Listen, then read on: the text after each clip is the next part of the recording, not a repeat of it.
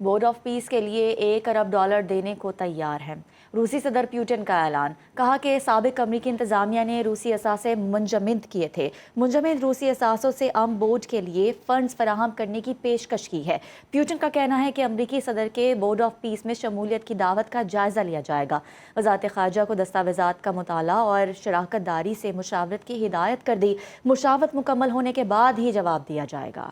انہوں نے مزید کہا کہ منجمد فنڈز روس یوکرین جنگ سے متاثرہ علاقوں کی بحالی اور تعمیر نو کے لیے استعمال ہو سکتے ہیں۔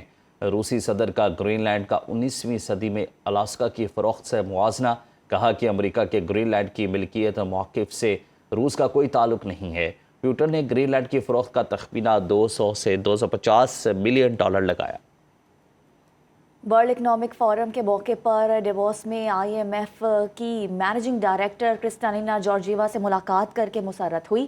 وزیراعظم شہباز شریف نے ایکس پر پوسٹ میں کہا کہ پاکستان کے بہتر ہوتے میکرو اکنامک اشاریوں، معاشی استحکام کے اقدامات اور اصلاحات میں پیش رفت سے متعلق آگاہ کرنے کا موقع ملا، جسے MD IMF نے سراہا اور تسلیم کیا۔ انہوں نے مزید کہا کہ مالی نظم و ضبط، محصولات میں اضافے اور پائیدار ترقی کے لیے پاکستان کے مضبوط عزم کا اعادہ کیا۔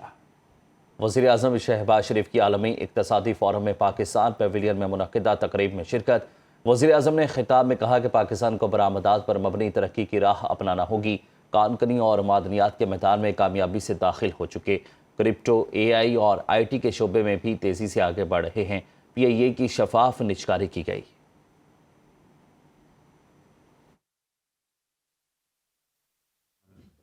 is now moving forward with a sense of achievement and a sense of purpose.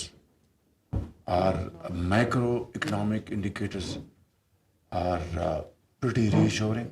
Mines and minerals business in a big way. We have signed agreements, MOUs with American companies and Chinese companies. Counter-terrorism, we are going to cooperate with each other in big way.